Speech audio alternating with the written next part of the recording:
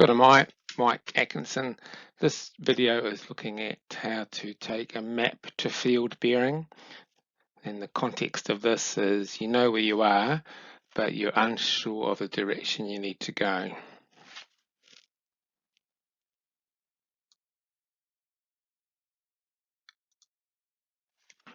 So we've got an example here that we want to get from Mount Misery Hut to this height here of peak 1445.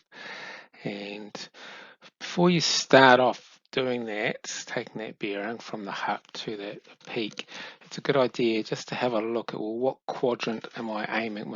Is my bearing going to be in? And what I mean by that is if you put a line up and down from here, so if you do a line from there across there, you've essentially created this same image down here, all right? So you've got it into 4 quadrants. So you've got quadrant 1 here, which is 0 degrees to 90, 90 to 180, 180 to 270, 270 to 360. So from the hut, if the middle of the cross is right over the hut, then what quadrant are we aiming for this peak, to get to our peak? So it's going to be between 90 and 180. So our bearing that we're going to get should be within that range.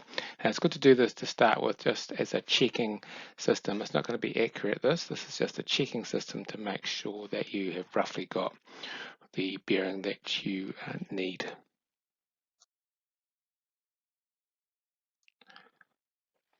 Get your edge of your compass, right, edge of the base plate here, and line it up from where you are, so Mount Misery Hut, and put that from edge of the compass there to this place that you want to go to, 1445. Now, key thing here is to make sure your direction of travel arrow on your compass is pointing towards where you want to go. A common mistake is to have it around the other way, so as if you are on that peak pointing towards there. So you want you to make sure your direction of travel arrow on your compass is pointing from where you are to where you want to go.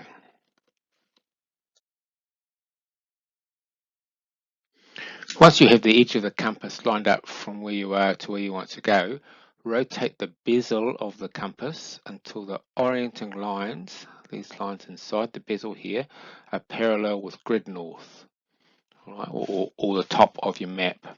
Now you can use the grid lines here to help get that, making sure that they're parallel. Common mistake is to rotate the bezel so that they're facing south. That will make your bearing 180 degrees out. So just make sure that you are making those parallel to grid north. Now, one way to tell that is you can see that the words on the map are the right way up. Right, so that is north when you can see the words are the right way up. Another way to check that you've got heading towards grid north is when you did your quadrants early on in the sequence, that you would have worked out which quadrant it is in, and if you are orientating to the south, then you would have realized that you're on the wrong quadrant roughly then. So it's a good way of checking. The next step is to take the compass off the map and read the bearing on, so at the index line at the top of your housing, your compass there, some compasses that says read bearing here. Take the compass off the map, read that bearing, and then subtract 23 degrees off that bearing. So here we have a number of 105 is the bearing, and you want to subtract 23 off that.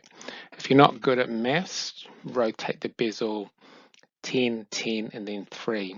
So if you've got 105, go to 95, 85, 82.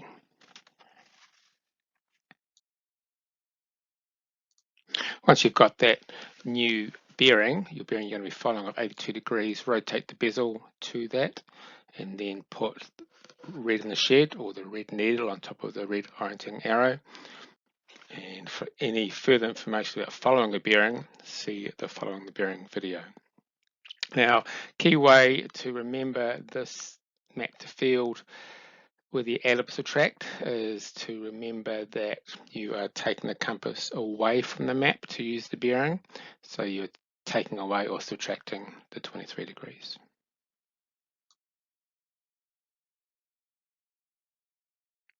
When doing a map to field bearing, there might be times when you want to use this technique called aiming off.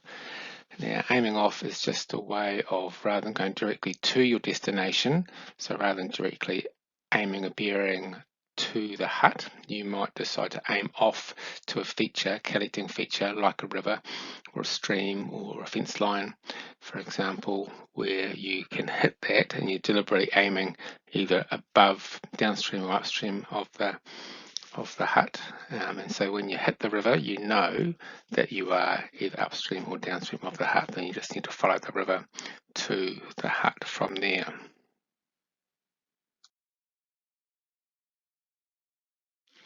So in this example here, when you're doing your map to field, you, rather than going directly to the hut, you decide to aim off, and so you're deliberately aiming downstream of the hut, and you follow that bearing, and you know once you hit the river that then you need to follow the river upstream, and you should see the hut there.